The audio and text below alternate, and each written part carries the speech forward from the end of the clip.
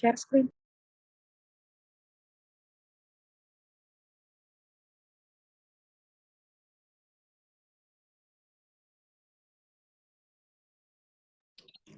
Assalamualaikum warahmatullahi wabarakatuh. Selamat malam, Pak Sparta. Kami dari kelompok 1 ingin mempresentasikan tentang pertemuan pertama dan kedua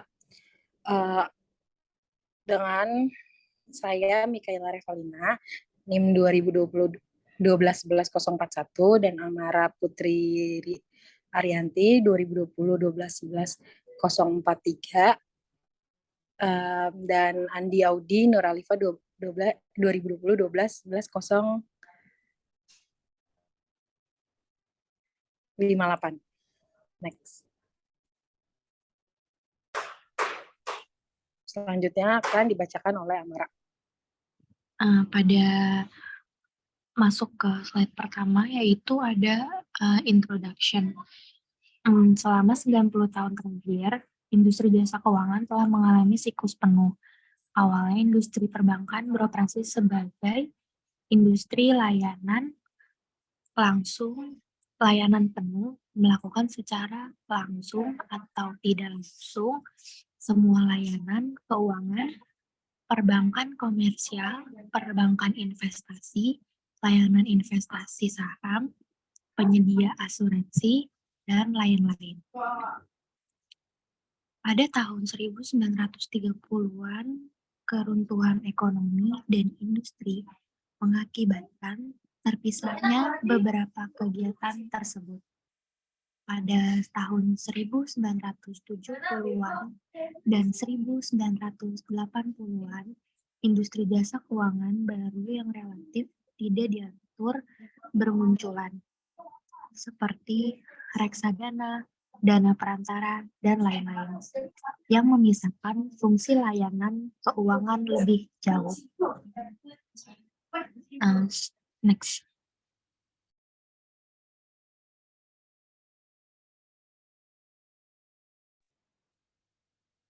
Misalnya, JP Morgan Chase mengoperasikan bank komersial, JP Morgan Chase Bank, bank investasi, JP Morgan Securities yang menjual reksadana dan perusahaan asuransi, JP Morgan Insurance Agency. Selama krisis keuangan tahun 2018 hingga tahun 2009, perusahaan induk jasa keuangan ini membeli lembaga tabungan, Washington Mutual, dan beberapa bank investasi, termasuk Bear Stearns. Tidak hanya batas antara sektor industri tradisional yang berubah, tetapi persaingan juga menjadi global. Next.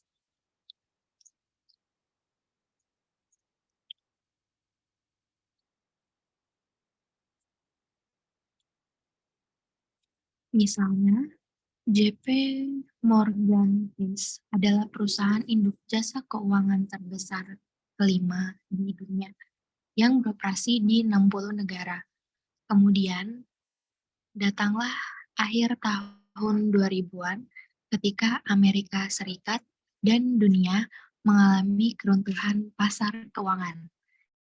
Yang kedua, setelah yang dialami selama depresi hebat, krisis keuangan menghasilkan pembentukan kembali besar-besaran dari semua sektor lembaga keuangan atau FI, dan berakhirnya banyak LK besar, misalnya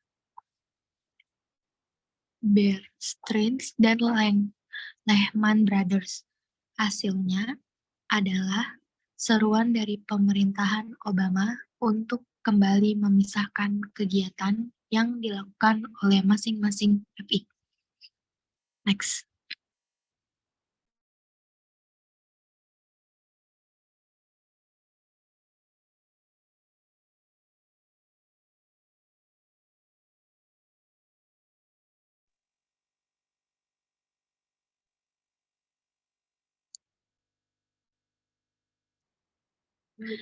Pada slide yang kedua ini, kita membahas keistimewaan lembaga keuangan. Untuk memahami fungsi ekonomi yang penting dari FI, bayangkan sebuah dunia sederhana di mana FI tidak ada. Di dunia seperti itu, rumah tangga yang menghasilkan tabungan berlebih dengan mengkonsumsi lebih sedikit daripada yang mereka peroleh akan memiliki pilihan dasar. Mereka dapat menyimpan uang tunai sebagai aset atau berinvestasi dalam sekuritas yang diterbitkan oleh perusahaan. Secara umum, perusahaan menerbitkan sekuritas untuk membiayai investasi mereka dalam aset real dan menutupi kesenjangan antara rencana investasi mereka dan tabungan yang dihasilkan secara internal seperti laba ditahan.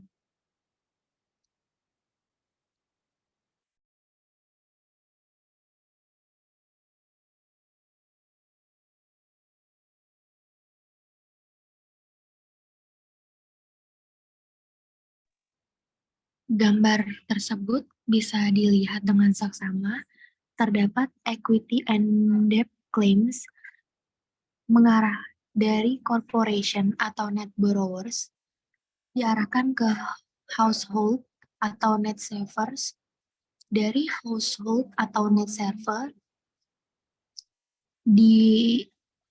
diajukan cash ke corporation atau net borrowers.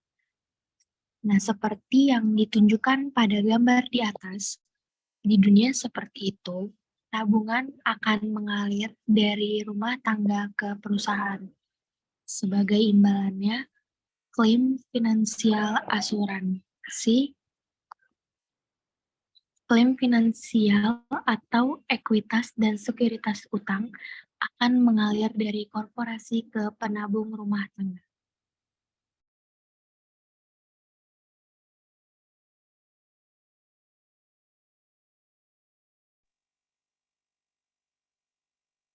Next.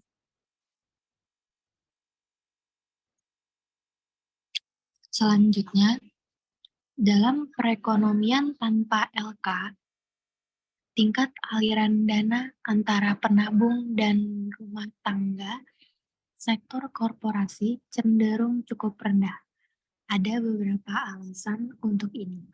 Begitu mereka meminjamkan uang ke perusahaan dengan membeli klaim keuangannya, rumah tangga perlu memantau atau memeriksa tindakan perusahaan tersebut. Mereka harus yakin bahwa manajemen perusahaan tidak melarikan diri atau membuang-buang dana untuk proyek apapun dengan nilai sekarang bersih yang rendah atau negatif.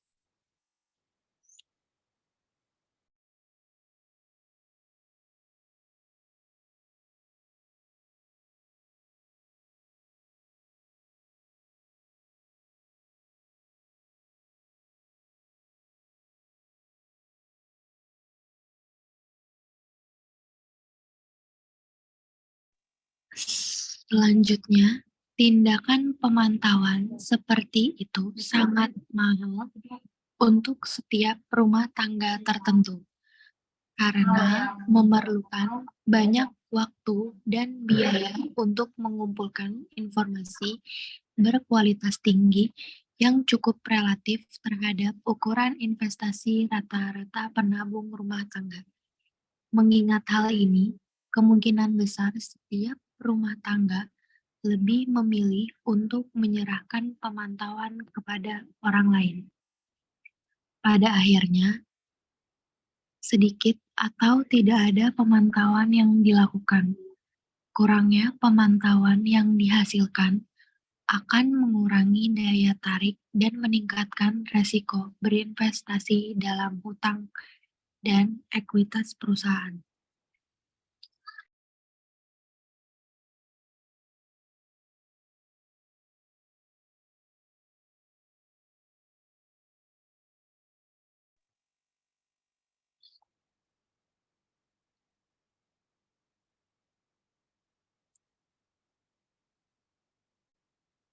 Sifat ekuitas dan hutang perusahaan yang relatif berjangka panjang dan kurangnya pasar sekunder, di mana rumah tangga dapat menjual sekuritas ini, menciptakan disintensif kedua bagi sektor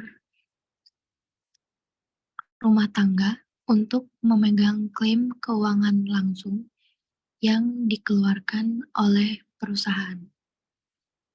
Secara khusus, mengingat pilihan antara memegang uang tunai dan memegang sekuritas jangka panjang.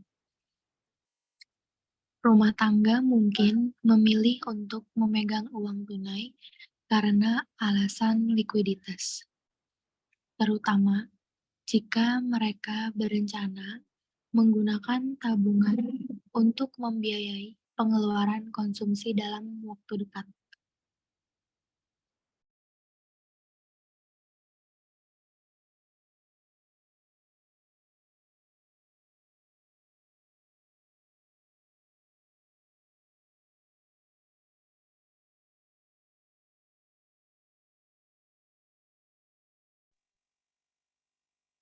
Akhirnya, bahkan jika pasar keuangan ada atau tanpa LK untuk mengoperasikannya, untuk menyediakan layanan likuiditas dengan mengizinkan rumah tangga untuk memperdagangkan utang perusahaan dan surat berharga ekuitas di antara mereka sendiri.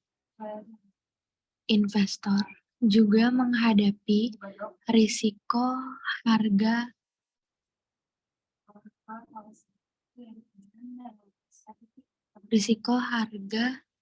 atas penjualan surat berharga dan perdagangan pasar sekunder.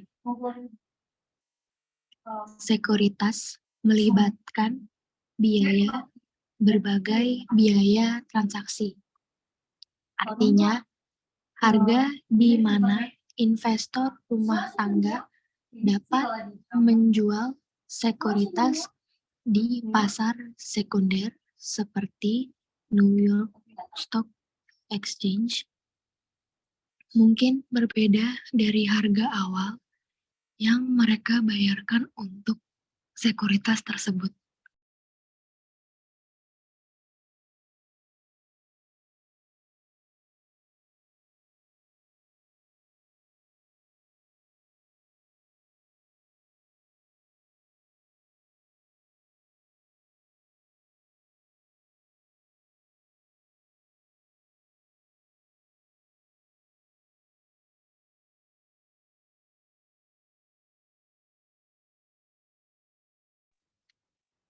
Karena 1. Biaya pemantauan, 2. Biaya likuiditas, dan 3. Risiko harga rata-rata penabung rumah tangga mungkin memandang investasi langsung pada sekuritas korporasi sebagai proposisi yang tidak menarik dan memilih untuk tidak menabung atau menabung dalam bentuk uang tunai. Namun, ekonomi telah mengembangkan cara alternatif dan tidak langsung untuk menyalurkan tabungan rumah tangga ke sektor korporasi. Ini untuk menyalurkan tabungan melalui LK, karena biaya pemantauan, likuiditas, dan risiko harga, serta alasan lain yang akan dijelaskan nanti.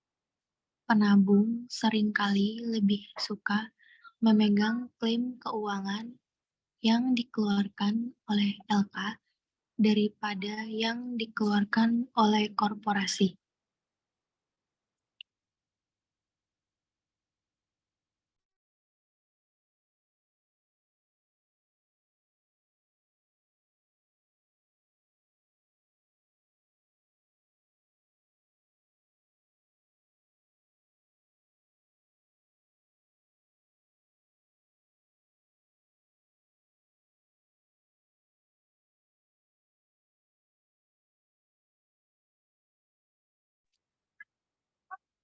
Dapat dilihat pada gambar di atas, terdapat households, FI atau brokers, corporation, dan FI asset transformer, merupakan representasi yang lebih dekat daripada gambar sebelumnya di dunia tempat kita tinggal dan cara dana mengalir dalam perekonomian kita. Perhatikan bagaimana lembaga keuangan atau perantara berdiri atau menengahi antara rumah tangga dan sektor korporasi. Perantara ini memenuhi dua fungsi. Setiap FI mungkin berspesialisasi dalam satu atau yang lain, atau mungkin melakukan keduanya secara bersamaan.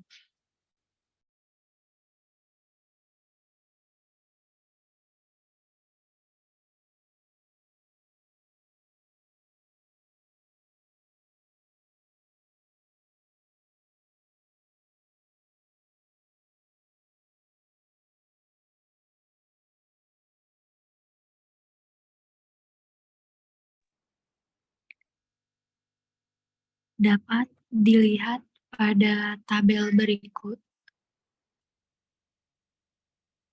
terdapat information cost dan data collection atau size. Selanjutnya akan dibacakan oleh Revalina.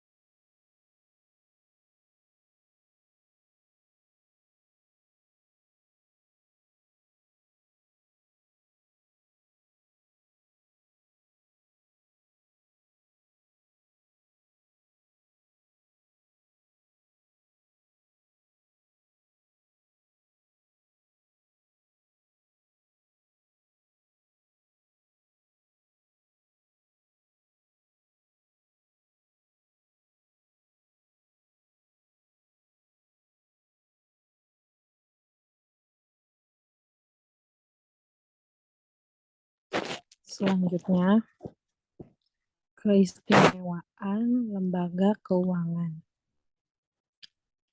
Information cost yaitu data collection atau size. Liquidity and price risk yaitu Tyler Financial Claims. Transaction cost service yaitu economies of scale. Maturity intermediation yaitu manage term. Transmission of monetary supply yaitu central bank. Credit allocation yaitu data collection, delegate monitoring. Terus intergenerational wealth transfers yaitu superannuation accumulation. Terus payment service yaitu transmission. Dan yang terakhir denomination intermediation yaitu size.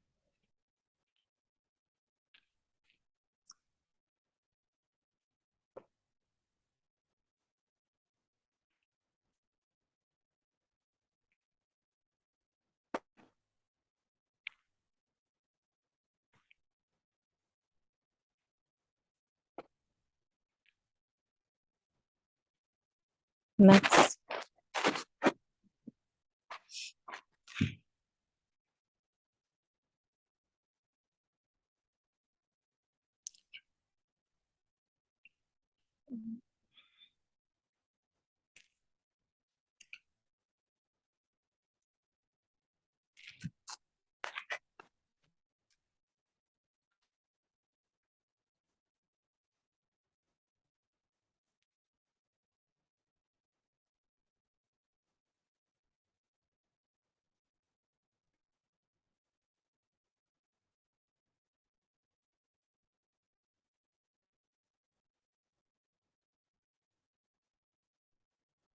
FIS berfungsi sebagai broker.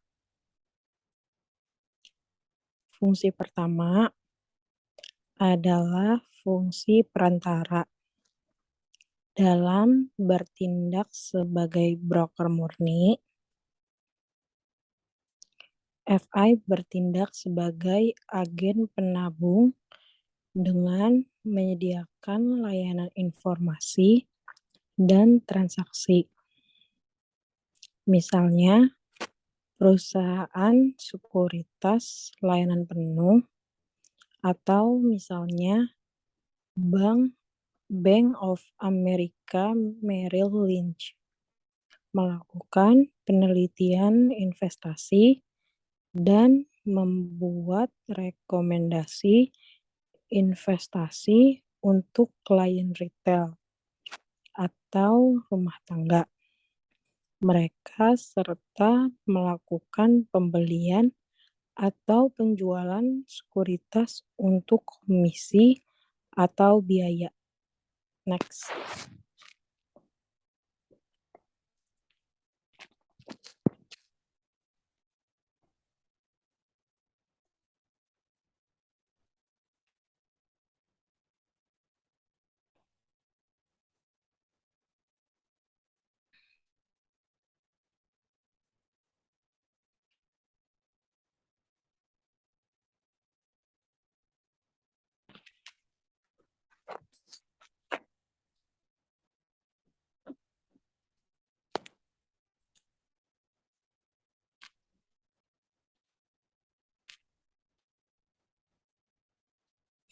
Pialang diskon melakukan pembelian atau penjualan sekuritas dengan harga yang lebih baik dan dengan efisiensi yang lebih besar daripada yang dapat dicapai oleh penabung rumah tangga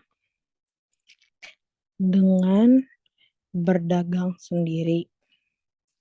Efisiensi ini menghasilkan pengurangan biaya perdagangan atau skala ekonomi.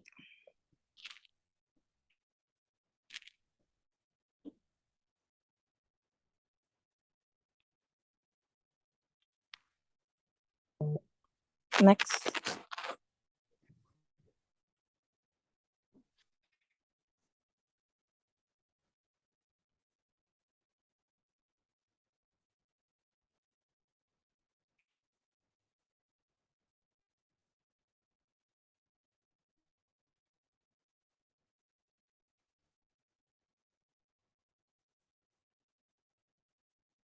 Next.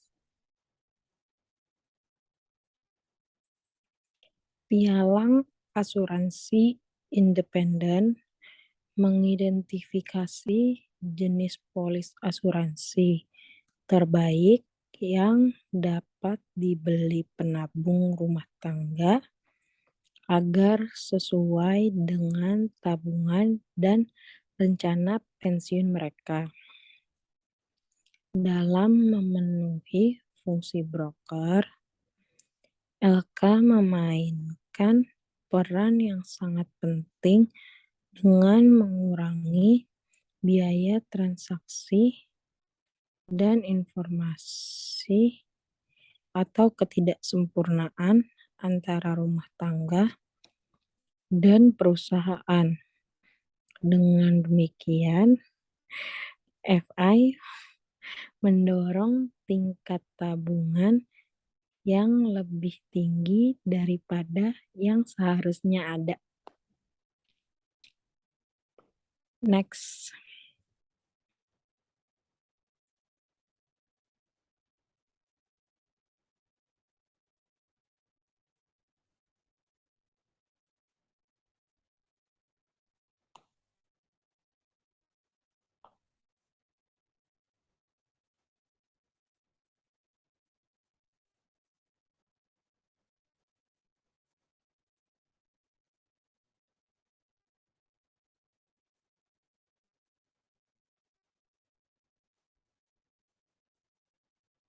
Next.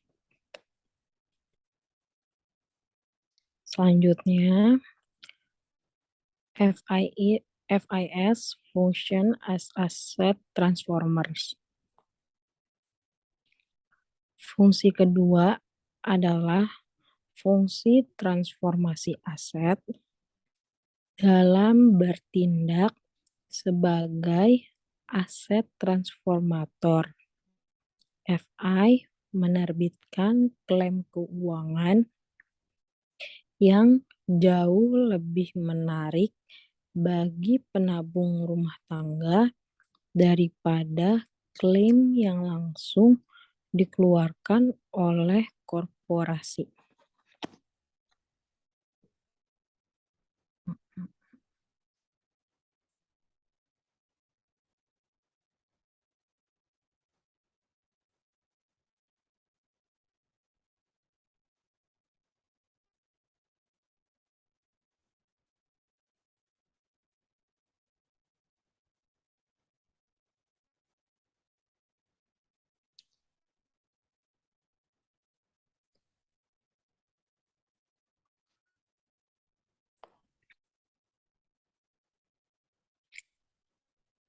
Artinya, bagi banyak rumah tangga, klaim finansial yang dikeluarkan oleh LK mendominasi klaim yang dikeluarkan langsung oleh korporasi sebagai akibat dari biaya pemantauan yang lebih rendah,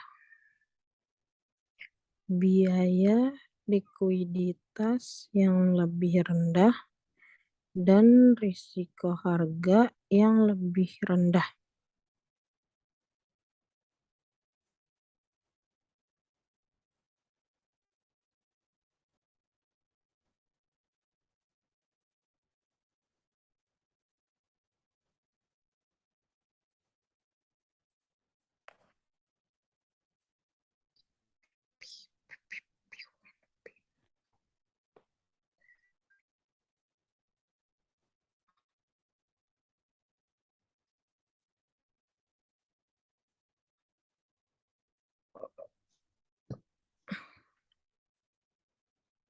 dalam bertindak sebagai pengubah aset, LK membeli klaim finansial yang diterbitkan oleh korporasi, ekuitas, obligasi, dan klaim utang lainnya yang disebut sekuritas primer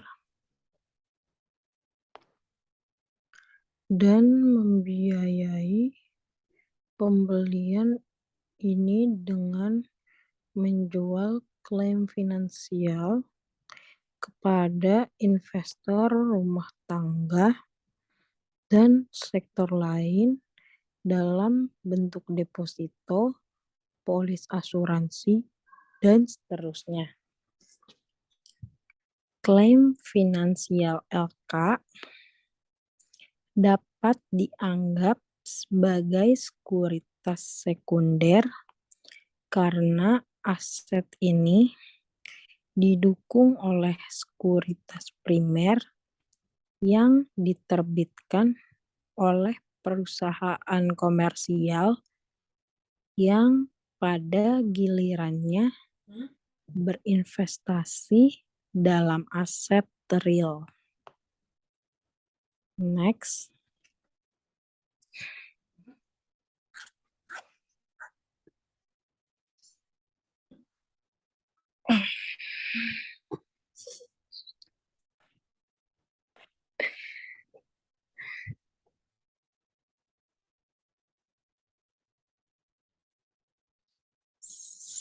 Secara khusus,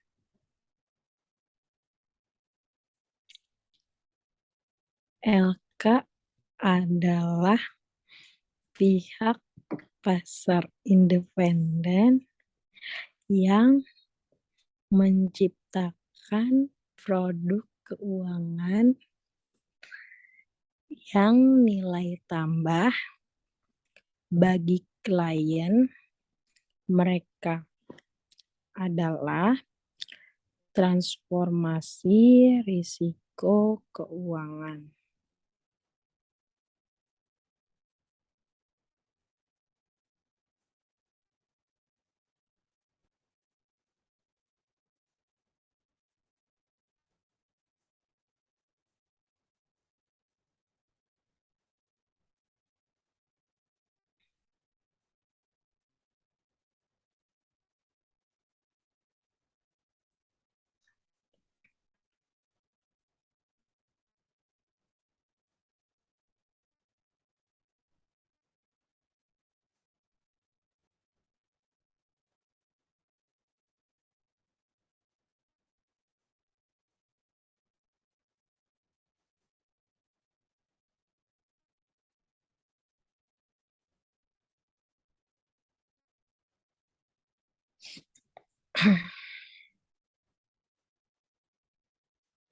Yang pertama, biaya informasi. Satu masalah yang dihadapi oleh penabung rata-rata yang berinvestasi langsung dalam klaim keuangan perusahaan komersial adalah tingginya biaya pengumpulan informasi.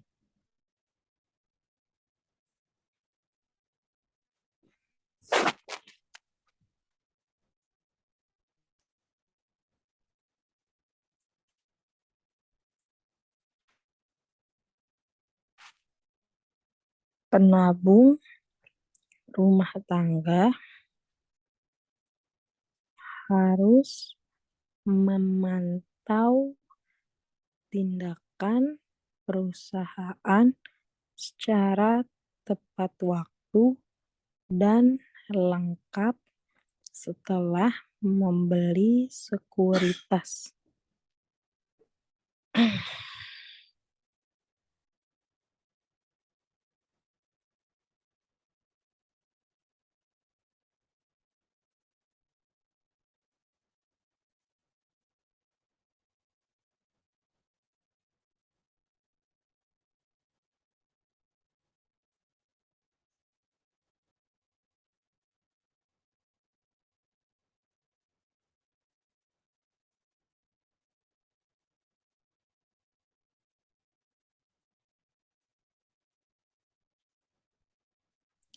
kegagalan untuk memantau menghadapkan investor pada biaya agensi, yaitu risiko bahwa pemilik atau manajer perusahaan akan mengambil tindakan dengan uang penabung yang bertentangan dengan janji yang terkandung dalam perjanjian kontrak sekuritasnya.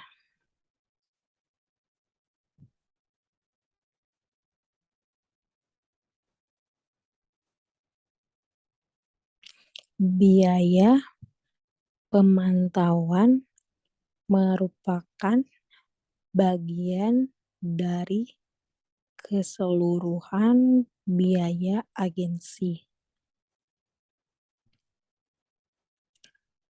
Artinya, biaya agensi muncul setiap kali agen ekonomi mengadakan kontrak di dunia informasi yang tidak lengkap, dan dengan demikian pengumpulan informasi mahal.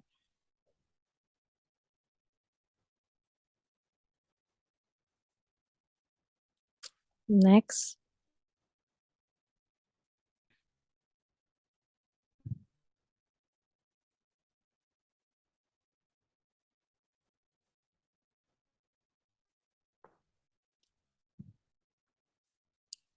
Semakin sulit dan mahal untuk mengumpulkan informasi,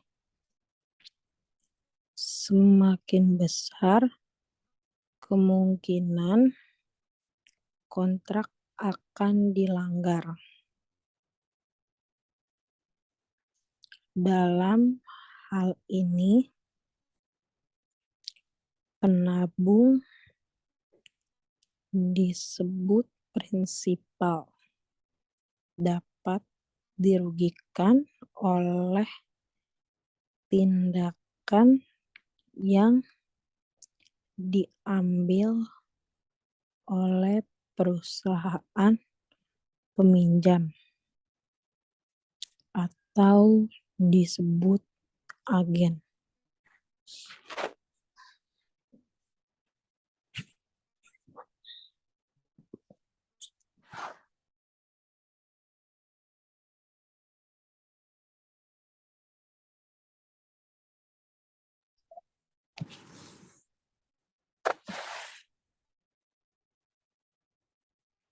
Next.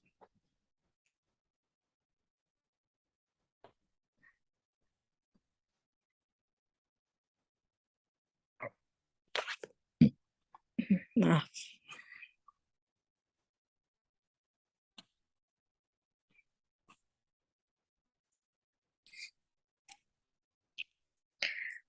selanjutnya biaya informasi. Penabung rumah tangga harus memantau tindakan perusahaan secara tepat waktu dan lengkap setelah membeli sekuritas. Kegagalan untuk memantau menghadapkan investor pada biaya agensi, yaitu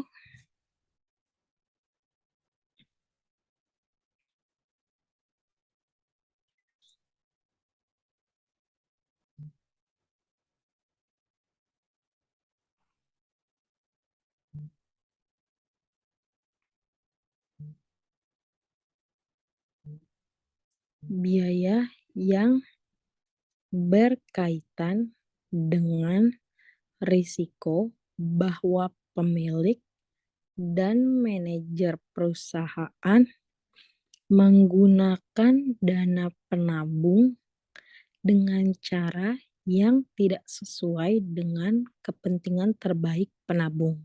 Next.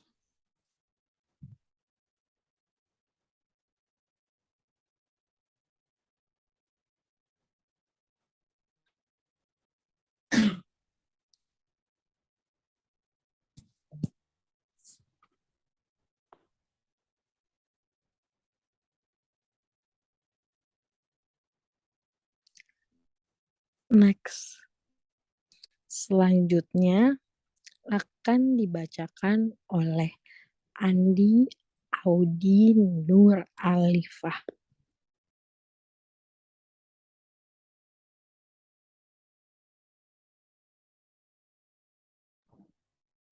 Selanjutnya, aglomerasi dana menyelesaikan masalah berikut, yaitu yang pertama ada insentif yang lebih besar untuk pengumpulan info dan juga aktivitas pemantauan, bebas dari masalah pengendara dan monitor yang didelegasikan. Lalu yang kedua itu ada mengganti kebutuhan perjanjian pinjaman yang tidak fleksibel dan sulit untuk ditegakkan. Lalu yang terakhir ada mengembangkan sekuritas sekunder baru untuk pemantauan yang lebih efektif.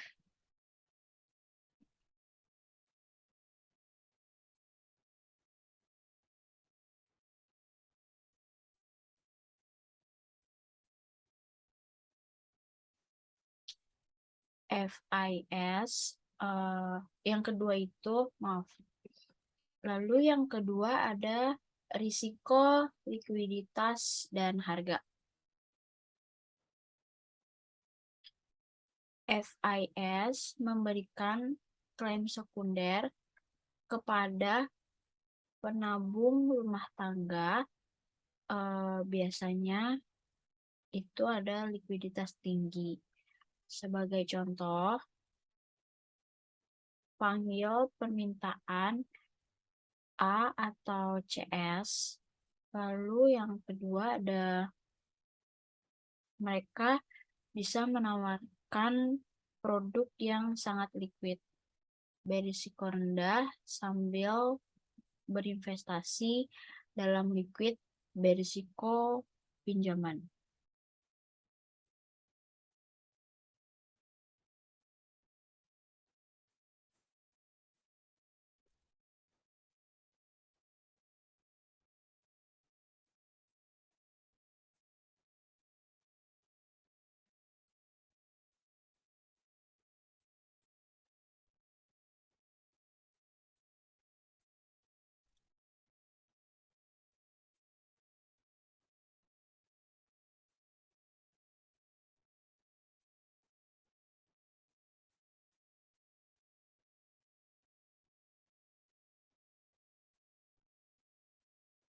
Lalu di sini yang ketiga yaitu ada kemampuan untuk mendiversifikasi beberapa risiko portofolio yang ada.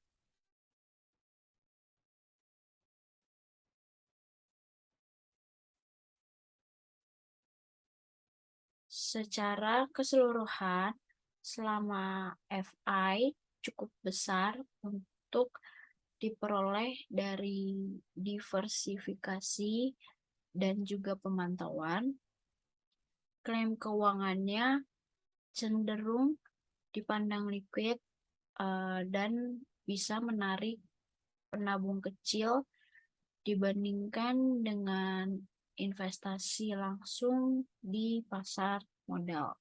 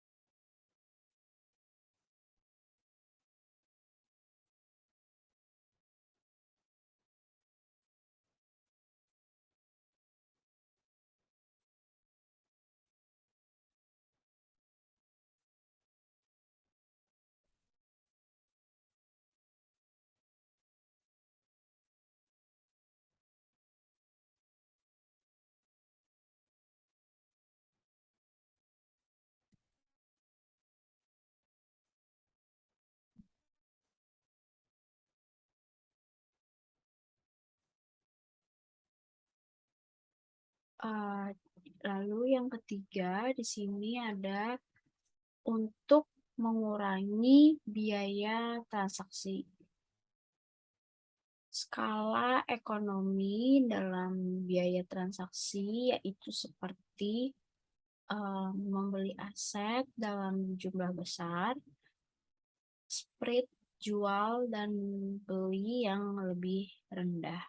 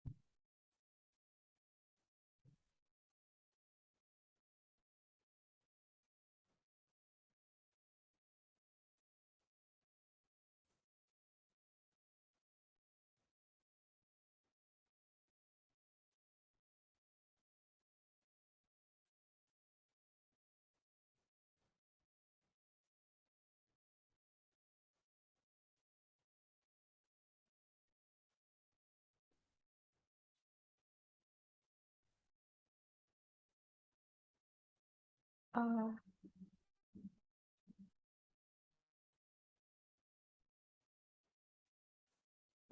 yang keempat itu ada intermediasi jatuh tempo.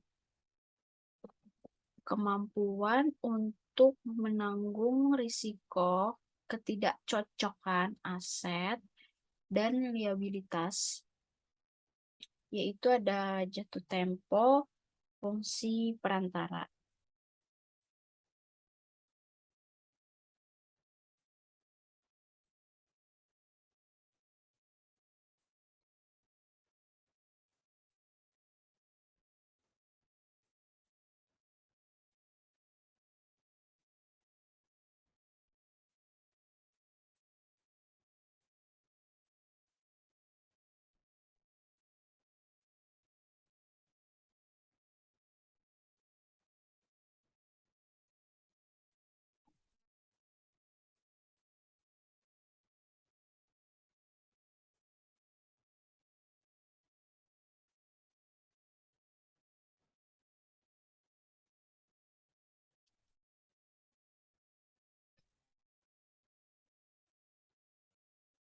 Lalu di sini di bab di maaf yang ketiga itu ada other aspects of specialness.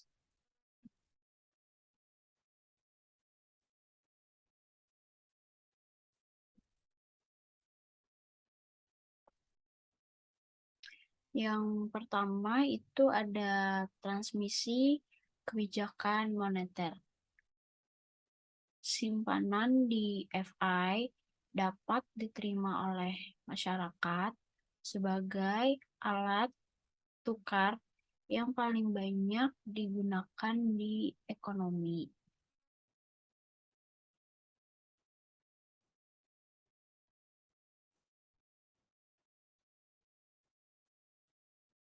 Lalu yang kedua, karena kewajiban FI memainkan peran penting dalam transmisi MP dari bank sentral ke sisa ekonomi.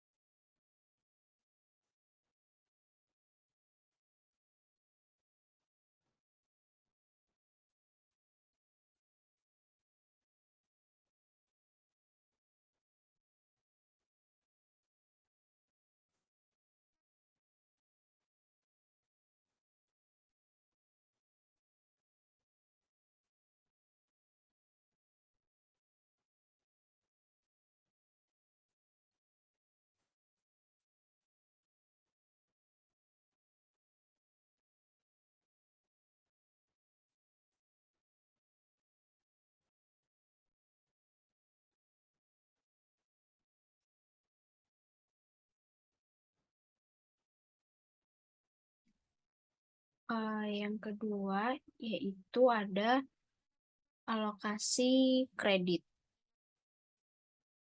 FI adalah sumber utama keuangan di sektor ekonomi tertentu. Di AUS, Australia, ini adalah perumahan real estate dan sektor pertanian.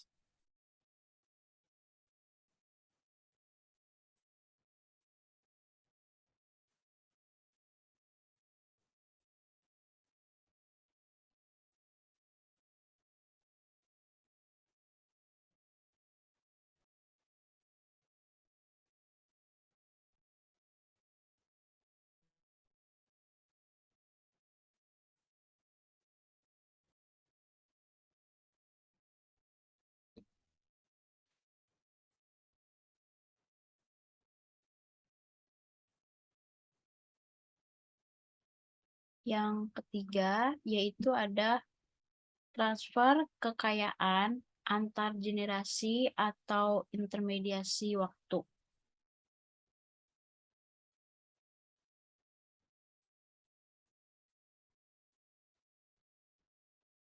Yang ketiga ini ada transfer kekayaan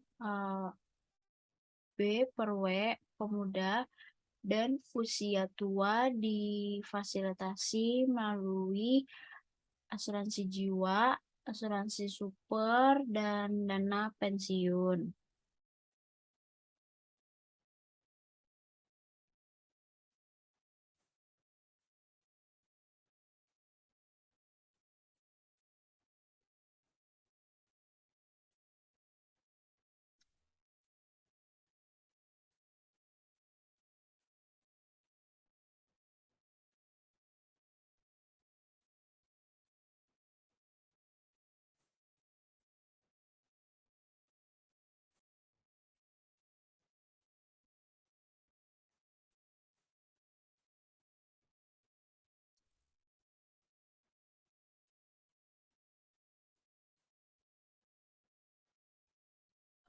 Yang keempat ada layanan pembayaran. Layanan pembayaran sangat penting disediakan oleh yang pertama itu ada Asosiasi Clearing Pembayaran Australia atau biasa disebut dengan APCA. APCA ini berfungsi untuk mengelola clearing untuk cek pembayaran masuk langsung, ATM, ataupun debit kartu dan pembayaran bervolume tinggi.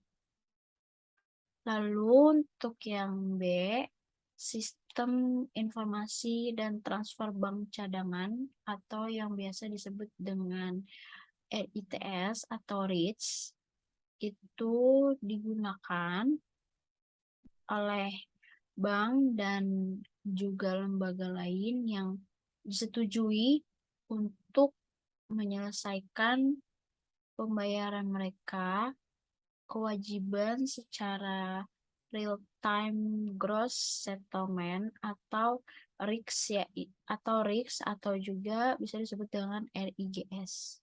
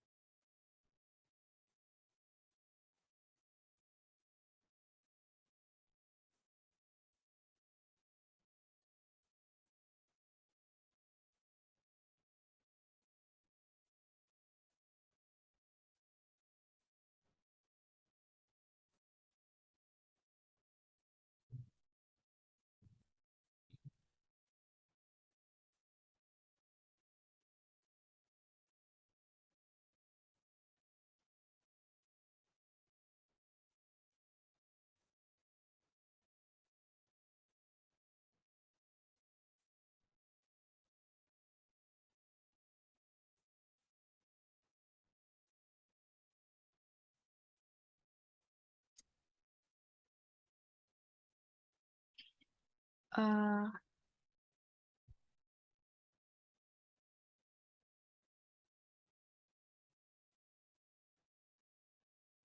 sistem clearing pembayaran lain yang terpisah dari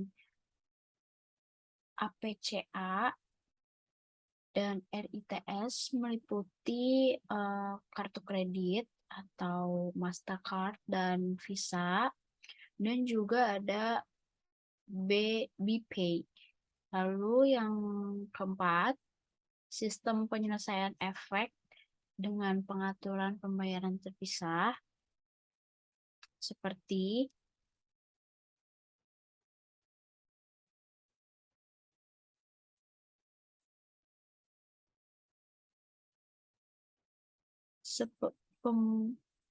sistem penyelesaian efek dengan pengaturan pembayaran terpisah seperti sistem AustraClear dimiliki oleh ASX yang menyelesaikan perdagangan harta karun dan juga surat utang lainnya. Lalu yang B itu ada sistem sub-register elektronik lembaga clearing atau biasa disebut dengan CHES, itu untuk penyelesaian pedagang ekuitas.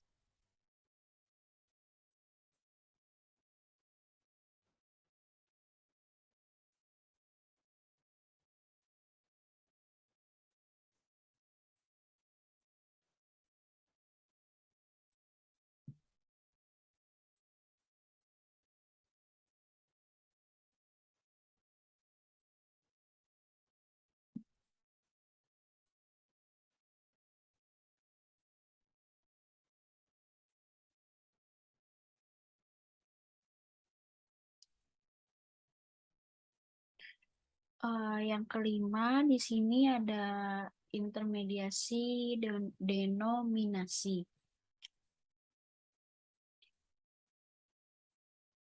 Yaitu yang pertama ada banyak aset dijual dalam denominasi yang sangat besar, membuatnya tidak terjangkau penabung individu.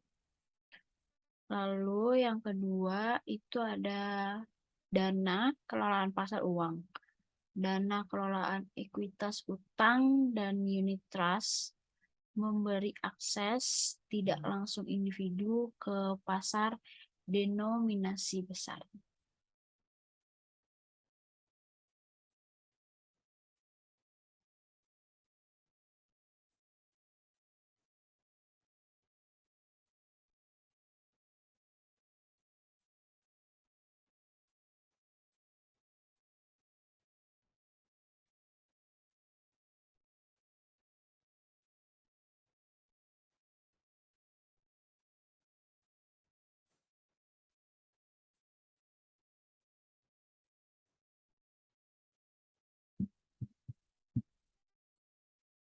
Sekian presentasi dari kelompok kami.